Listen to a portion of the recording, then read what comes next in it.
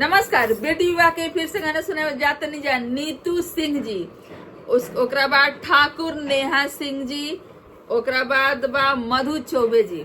तीनों आदमी खातिर इ गाना बा। अलग अलग भी तीनों आदमी के गाना सुना दिल बानी। एगो और बेटी विवाह के सुनावे जाते नहीं, तीनों आदमी सुन लीजा। नीतू सिंह जी के कंप्लेन रहेला कि बेटी विवाह का गाना भी गा लीजिए। अरे भाई, बेटी विवाह के बहुत सारा गाना गाई नहीं जा, रोज सुनी जाना, ऐसे रोज समझ में नहीं आवत। चली जा सुनी जा।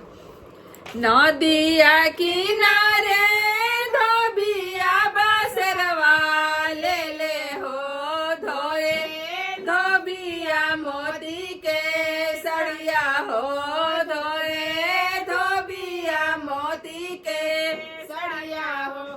ओही रहिया आवेली कवना बेटी हो, किंदी पापा जी मोती के सड़िया हो, किंदी पापा जी मोती के सड़िया हो।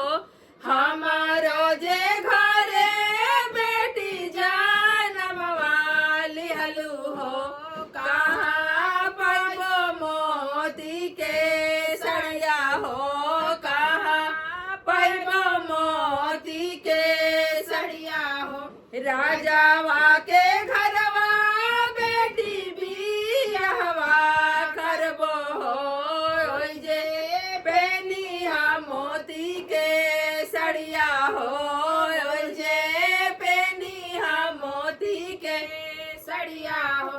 एतना बचना सुनाले कवना दुल्हा हो, चली भैले बनारस देसे हो, चली भैले बनारस देसे हो।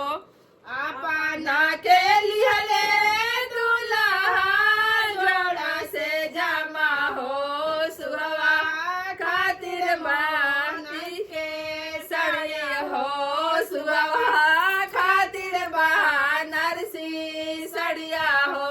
साड़िया पहिरी सुहावा ससुरवा चलली हो, पापा हृदय जुड़ाई गईले हो, आमा हृदय जुड़ाई गईले हो, भैया हृदय जुड़ाई गईले हो, भाभी हृदय जुड़ाई गईले हो। धन्यवाद। कैसा लागल गीत कमेंट करके जरूर बताई जा। और चैनल पर हमनी के नया बनी जा, पहली बार देखा तो नहीं जा तो चैनल के जरूर सब्सक्राइब कर लीजा और वीडियो को लाइक शेयर जरूर करी जा।